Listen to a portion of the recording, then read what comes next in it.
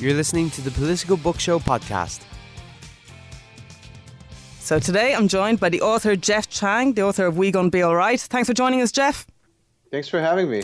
So can you first start us off with maybe just a brief overview of what your book is about? Sure. The book is subtitled Notes on Race and Resegregation. And so I'm looking at the sort of return of segregation to the U.S. Over the last 50 years. But it's really in the context of the last, the political events of the last year. The book was released, in last fall in September. But in a weird way, it gained a new life after the election for obvious reasons. And I guess we can talk about that a lot more. Yeah, and you get into Black Lives Matter a lot, which is obviously one of the big social movements by matter for maybe the 21st century. It really was obviously a culmination of a lot of issues going on. So you start, there's a lot of talk just about how the issue of racism on college campuses was kind of bubbling up before Ferguson. So there was the hunger striking student at Mizzou University. So what sort of incidents are we talking about here? So what led to the hunger strike? What led to the reaction by black university students?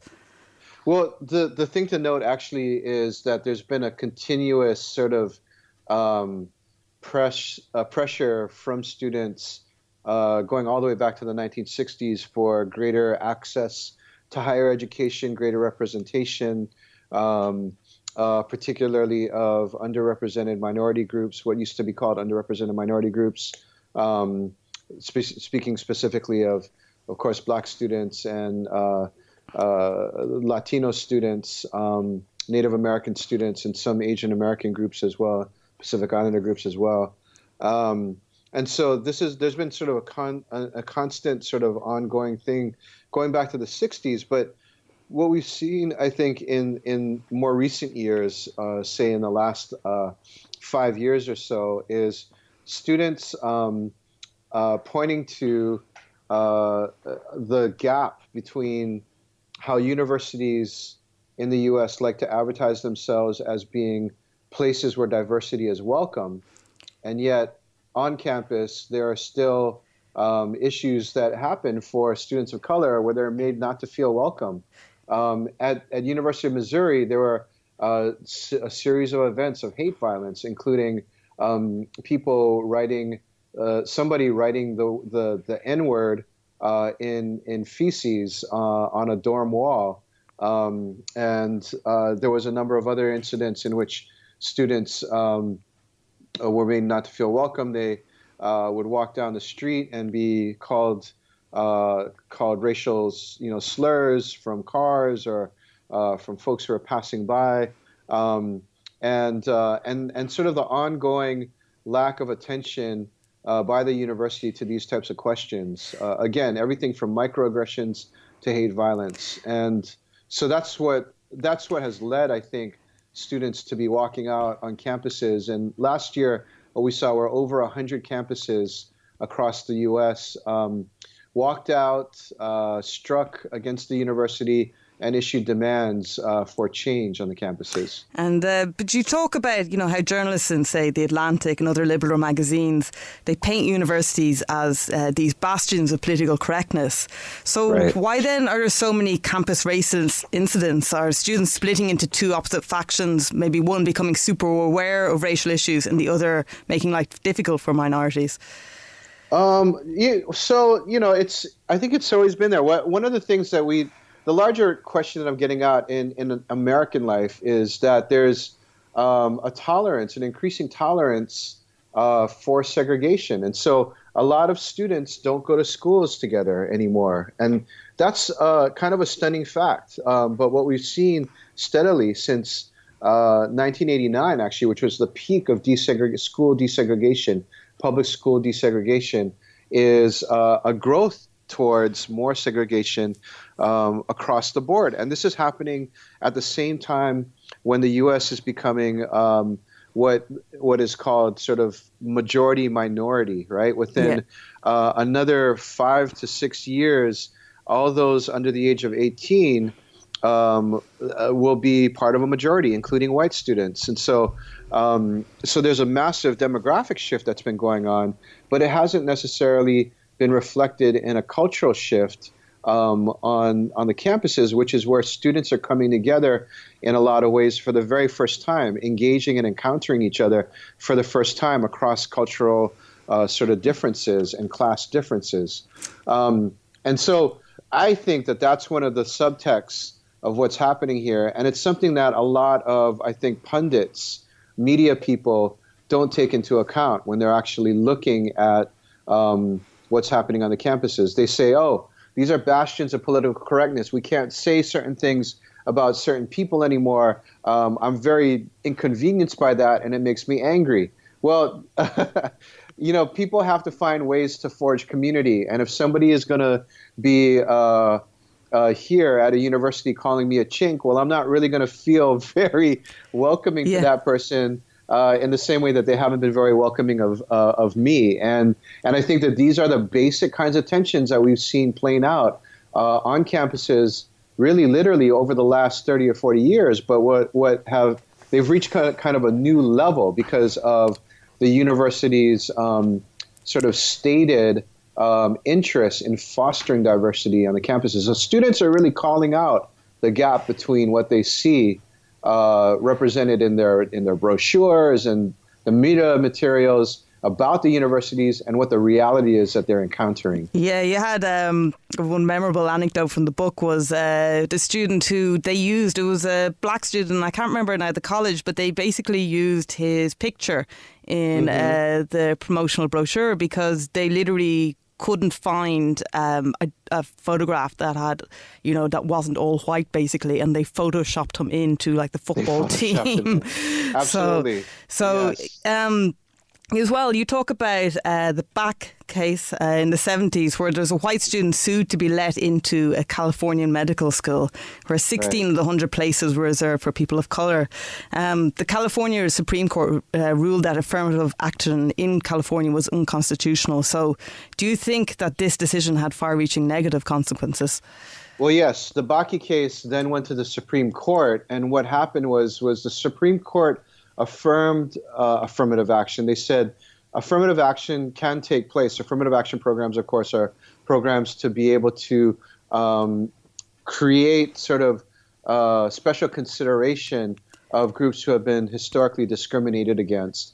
And originally the term affirmative action didn't necessarily pertain to race. It could have pertained to, say, women who are not represented in jobs, or it could have pertained to working class people who were not necessarily given training to move into skilled jobs. And so the court affirmed affirmative action in this particular case, the Bakke decision in 1978. But what they did was they said, we're going to actually decouple the rationale for these programs from resolving historic discrimination or moving towards equity and justice for all. Instead, what we're going to say is you can have affirmative action if it's about increasing diversity on the campus. And so there's a very interesting, it sounds like there's not much of a difference there, but there's a very, very important difference in substituting diversity for equity or diversity for justice. And that is this, that at a certain point, people don't really have to pay attention to questions of what it means to restore the rights of people and to make people whole for the historical discrimination or present-day discrimination that they're facing. Instead, it's window dressing. It becomes window dressing for schools to have different people of different backgrounds represented. And if you've got to fake it by photoshopping a face in, well, hey, that's just as acceptable as anything else is. So when they say that, it's more of a focus on diversity rather than the historical background, is that just then, say, maybe recent immigrants or, diversity for diversity's sake. It doesn't have to be like a member of like a traditionally oppressed group. Is that the difference that had been made then? Absolutely, it's diversity for diversity's sake, and that only goes a certain way. When you look at the U.S., what we have in large part is this cycle of crisis around racial justice, and so in every generation, there's been a crisis moment that we've reached, where there are fires, there's all kinds of discussion about what needs to be done, but then we kind of sink back into the same cycle. So we saw this happen in 1965 at the peak of the Civil Rights Movement, where Martin Luther King and the marchers in Selma are pushing for greater access and opportunity for African Americans and for all people, right? And so this creates a crisis moment. At that particular point, Congress passes the Voting Rights Act. They pass the Immigration and Nationality Act. But then what we see is a steady chipping away and sometimes massive erosion of civil rights laws that are meant to remedy discrimination. And that happens from 65 all the way to now, more than 50 years later. And so what we see in 1992 is the Los Angeles riots. And this is another crisis point. And it's because these questions have not been resolved. Despite the fact of increasing diversity, there's no more focus on racial justice and racial equity. And that leads us back into the same kind of situation. And what I'm arguing is that at this particular point in history, this is now we're at about 2.5 years after the really large scale mobilization of the movement for Black Lives, right? Yeah. What we're seeing is another crisis point that we've reached because people have not paid attention at all to the issues surrounding racial discrimination, racism, racial injustice, cultural equity, and that's sort of the big picture of it. To try to take it to the big picture of it. Just to get back to maybe the affirmative action, it's hard to tell where exactly it stands. Obviously, there's a lot of criticism sometimes that affirmative action ignores class and ends up less about helping, say, an inner city minority kid get into college than maybe someone who is part of the black middle class and is college bound already. So first of all, could you maybe address that criticism? And second of all, can you tell us, do most colleges now practice affirmative action? Well, no, there's been a pushback since the 1990s against affirmative action. And so the state of California in 1994 passed a ballot initiative that outlawed affirmative action in state institutions.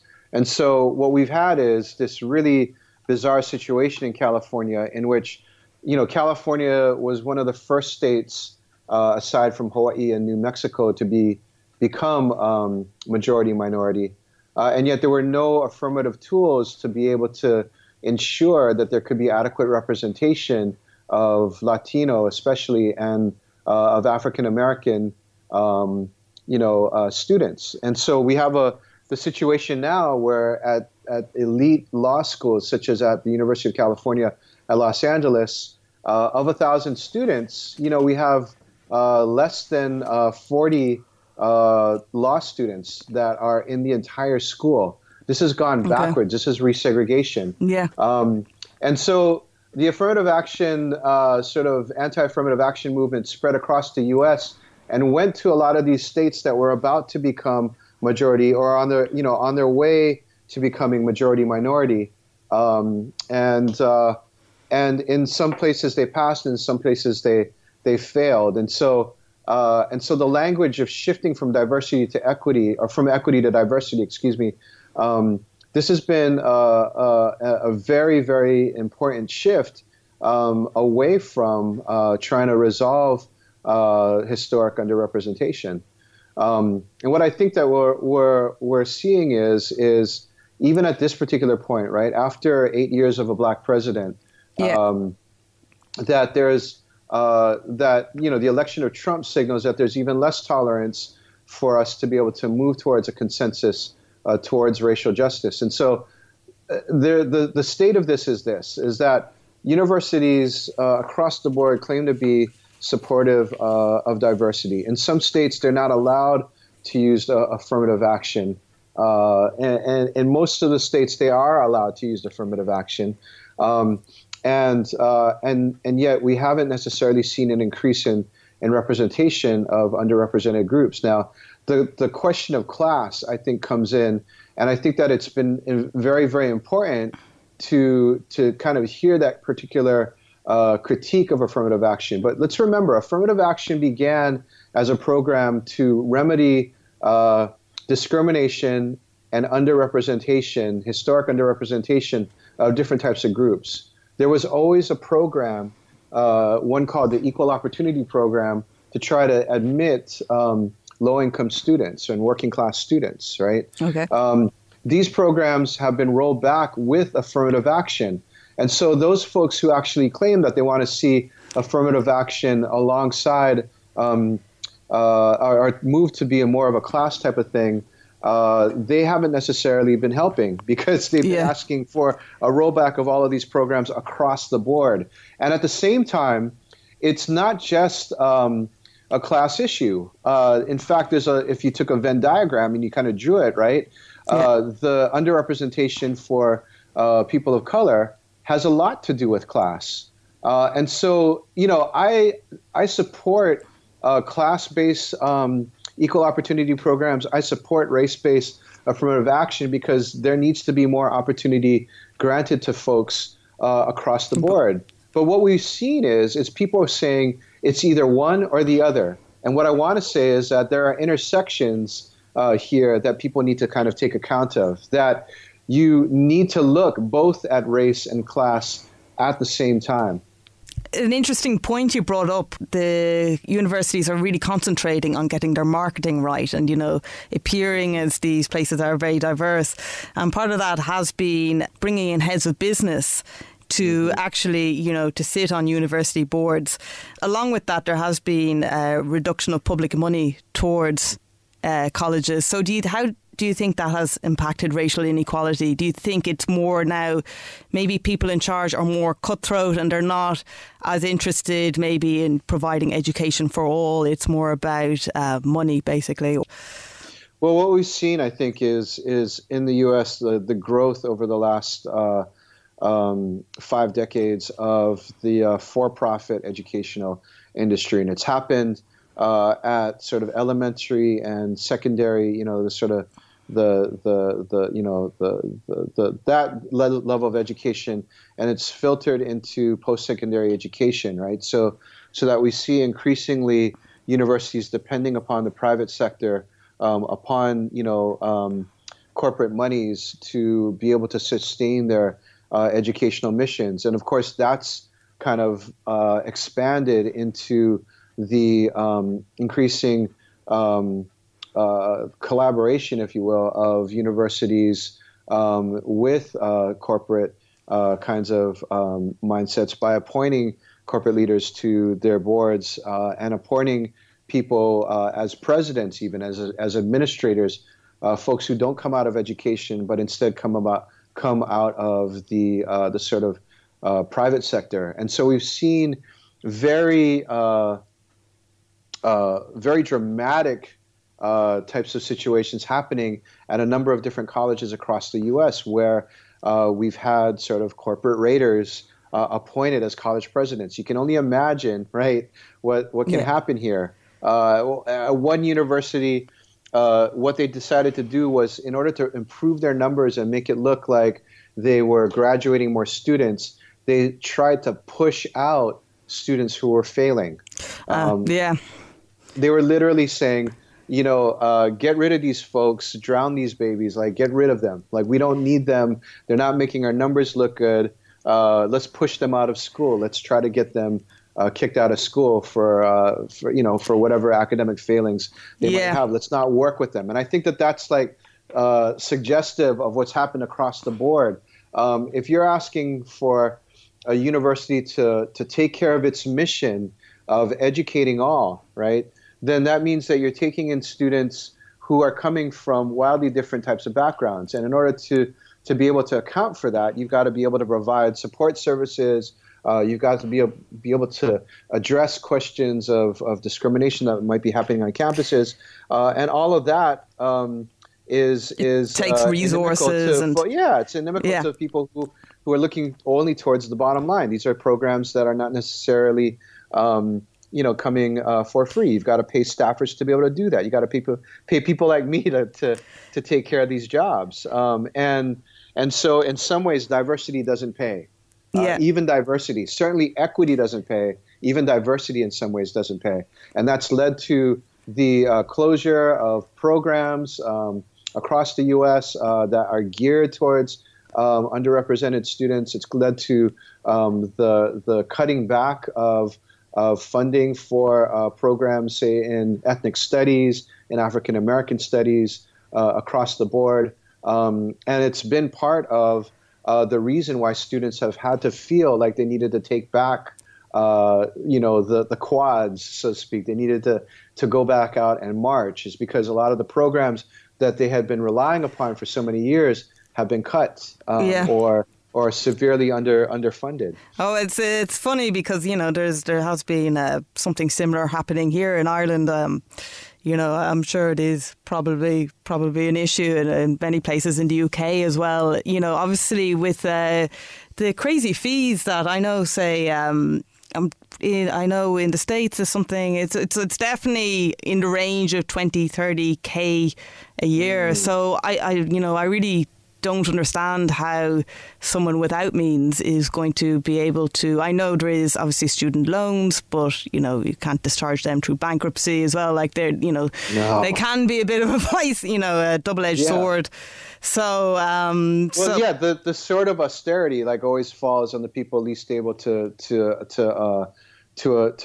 defend themselves against it, right? And this has happened in Ireland, of course, over and over again. I know one of my good friends tells me about the austerity strikes that they had during the 1980s. Yeah. 1990s. Yeah. And of course, more recently, of course, this has been happening to you like it's been happening to us, over the last decade or so.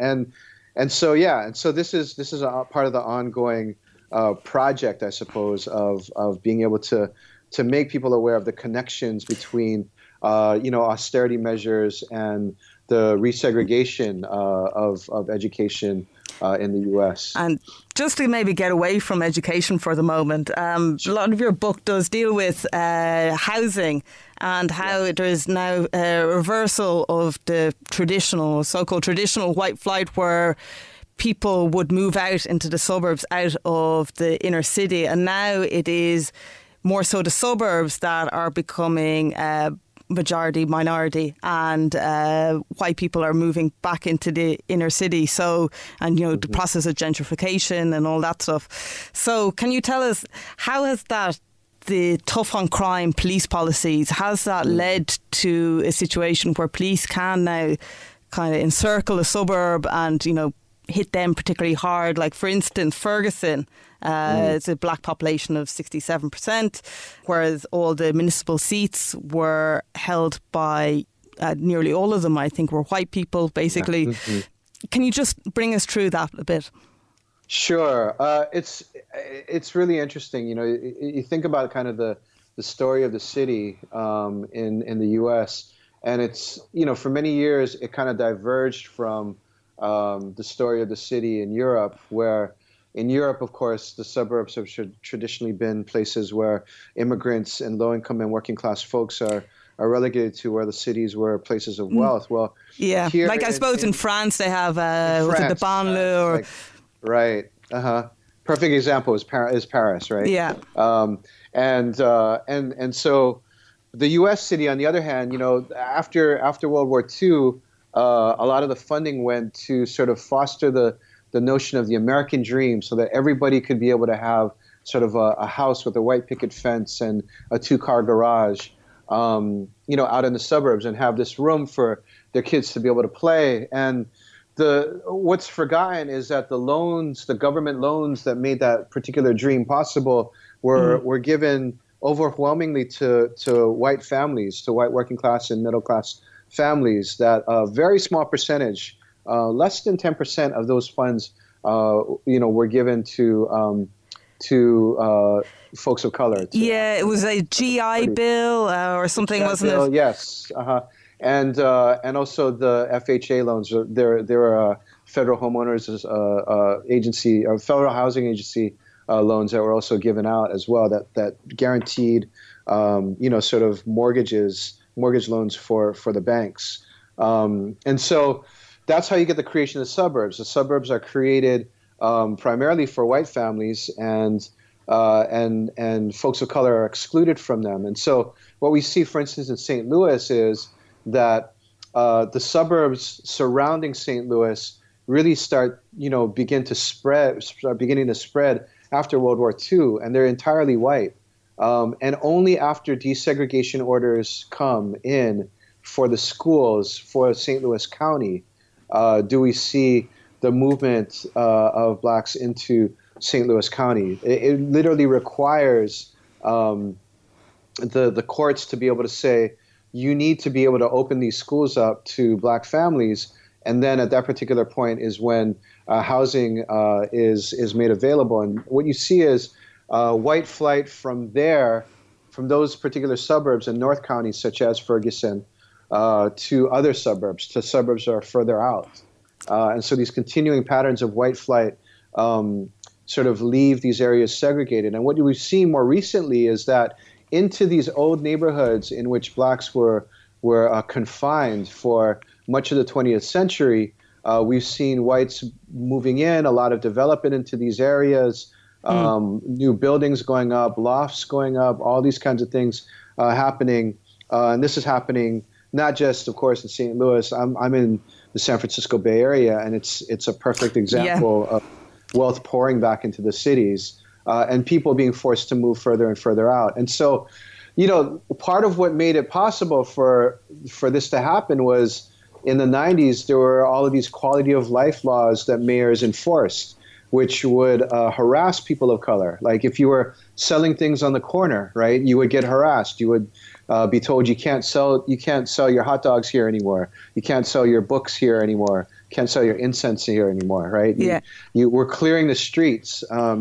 And then there was, of course, intense sort of policing in certain kinds of neighborhoods. And so we saw a lot of killings in the 90s, where you had a lot of victims of this intense urban policing. The case of Amadou Diallo in the Bronx comes to mind, where he was shot 41 times in the vestibule of his own apartment building because they mistook him for somebody who had committed a crime. And so the brunt of this fell upon poor people of color.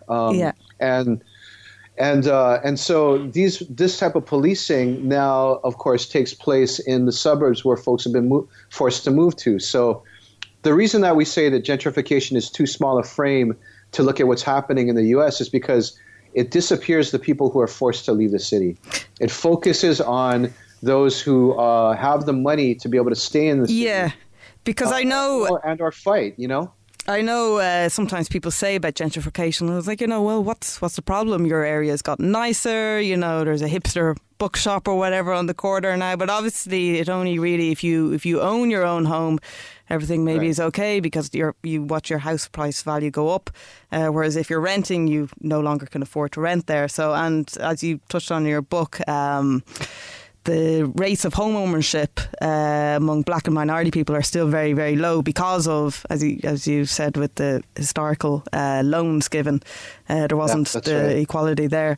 Evictions have skyrocketed as well, right? People get pushed out, and so it's right to fight gentrification. But the point is that people have to move somewhere, and so they move to places with names like Ferguson, right? And in Ferguson, what happens is you have the whole municipal government retooled to be able to extract money from poor people, and they do that largely through the same kind of intensive policing that helped to push them out of the city in the first place. Yeah. And yes, obviously, you know, if you have to pay a fine for something, you have to pay a fine for not paying the fine. Obviously, it can skyrocket quite quickly. But so just about the actual, when Ferguson kicked off, you talked about how the respectability politics of the black clergy, who were the old vanguard of the civil rights movement, how they were challenged by this new type of activist. So can you expand a little on that? Yes. So what we saw in Ferguson was a pushback from grassroots leadership against sort of the national leadership that was trying to sort of take control of the narrative of change. And you know, the critique was that the national leadership would come into for many years was that national leadership would come into areas in which grassroots movements had begun to call attention to these different types of issues that were impacting the local communities, and then try to broker with the media, with local leaders, and with national leaders some sort of a deal where they could basically claim the victory and then go back home to wherever they had come from. And so in Ferguson, what you saw was immediately as the grassroots movement began to take off via social media and through fervent organizing on the ground, you had national leaders like Jesse Jackson and Al Sharpton who flew in trying to basically work with the established black churches to be those brokers, again, to the media, to national leaders, to local leaders.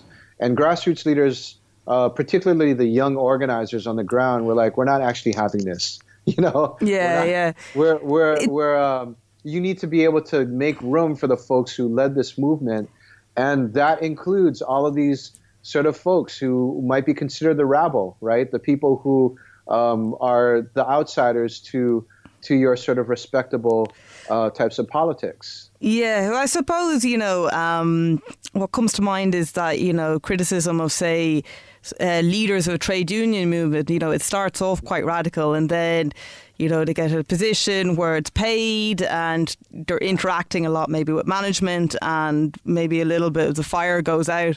So, but I just thought it was interesting that, you know, how Ferguson really galvanised a lot of people who probably wouldn't have been political in that way beforehand. So has that energy dissipated, or is Black Lives Matter still as much of a thing as it was, say, 2.5 years ago?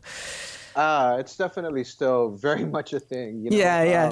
What we have now is sort of a global network of local grassroots organizations that have been working very deeply on local issues, but also coming together to put together a platform. There's a Movement for Black Lives platform that's on the web for everybody to see.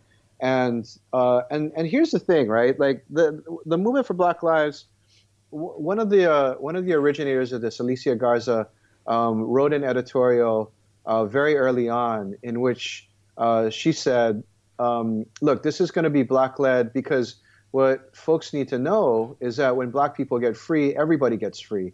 And so the platform that they've advanced is easily one of the most progressive platforms that we've ever seen in the history of the country. And it's a kind of thing that allows changes to be made that would indeed free everybody. And it's had a massive impact. And so I want to point to the Women's March that occurred the day after the inauguration on January 21st, in which you had 4 million people in the U.S. alone and millions more around the world joining in this Women's March. Well, the Women's March had sort of a debate at the beginning about what's the platform going to be.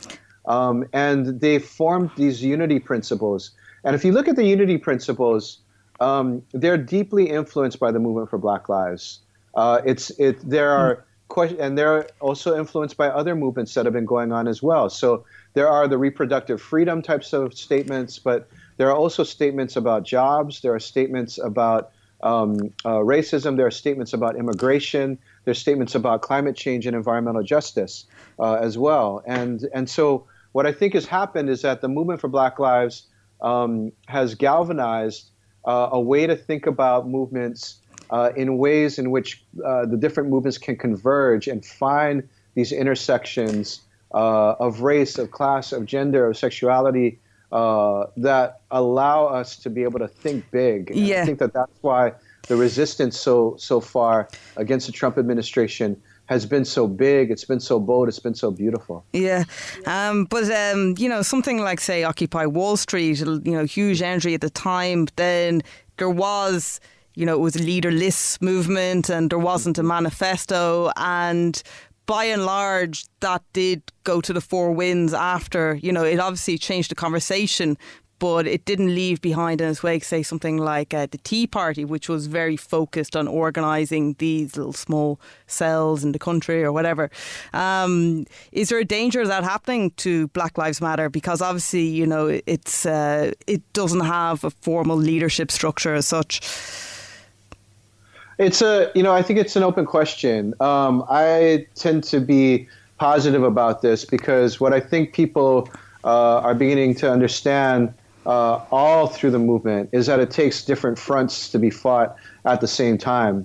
I feel like Occupy, for instance, and even the movement for Black Lives began as cultural interventions, right? They began as ways for people to be able to insert themselves into the massive discourse that's going out there, that's so toxic, that's so mounted against us, and to be able to change the frame, to be able to ignite the imagination of people ignite the imagination of people for change. And I think that we're at a different particular moment right now in U.S. history where these imaginations have been activated and people are trying to think a lot more about what these demands look like when they're actually put into place. And that's where leaderless movements are actually much more suited than leader-full movements.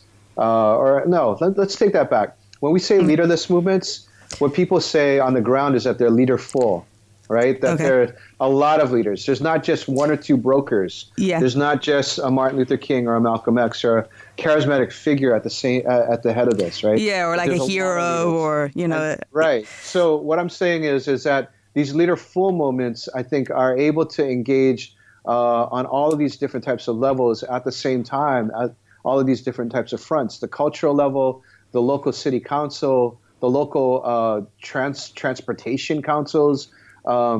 Those kinds of things, the local school boards, as well as talking about state races and national races.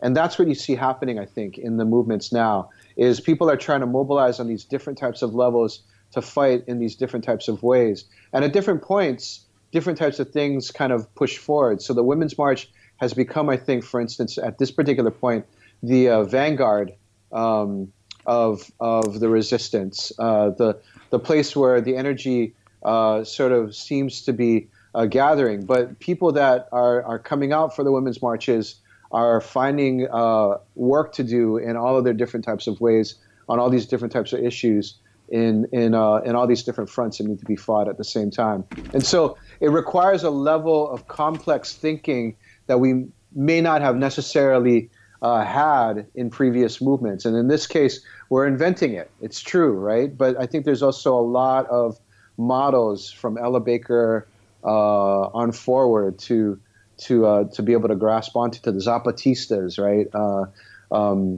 The Indignados movements all across the world that we can draw upon for guidance in this new moment. And just to wrap up, I suppose, finally, is your final chapter is about Asian American experience. I found that really interesting. Touched on the story about the trend of elite universities having policies which had the effect of capping the number of Asian American applicants. And you had a good quote describing, it was at a meeting, describing an immigrant's parents' rage, who said, "How dare they ruin our American dreams? We've only tried to play by the rules." And you said you were an enthusiastic supporter of this fight for fairness, but then you became more cynical about the idea of fairness itself. So can you explain that? Well, I think that what I was trying to articulate is that the politics of identity narrowly focus only gets us so far. At some point, it comes up against the question of what are your ethics? What is your moral stance here, right? If one were to argue only for Asian American interests, one would be seeing a public school system, as we're seeing now in San Francisco, where much of the top resources of the top schools are devoted to a majority Asian American school, type of situation. And that's not the kind of thing that I want to see. I want to see something where things where resources are distributed fairly and justly across the board to everybody, regardless of background and class. But could you see the argument that, they said, we're going to face discrimination, so our way of getting around that is work twice as hard, be twice as good, all the rest of it, and that is just playing by the rules. Yeah, but what I push back on is the notion that everything should just be devoted towards Asian Americans. I think that everybody should be given opportunities all across the board. That we need to be talking about what it really means to have a racially just type of society, and what that means is that no group has more than another group, and no group has less than another group. It's a different way of kind of looking at that old, sort of socialist dictum, right?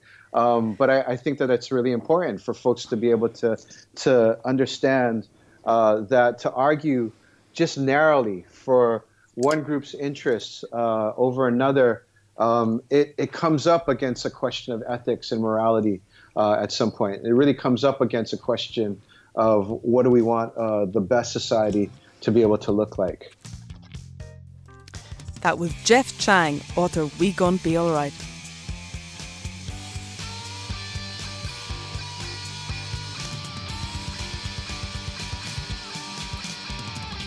You're listening to the Political Book Show podcast.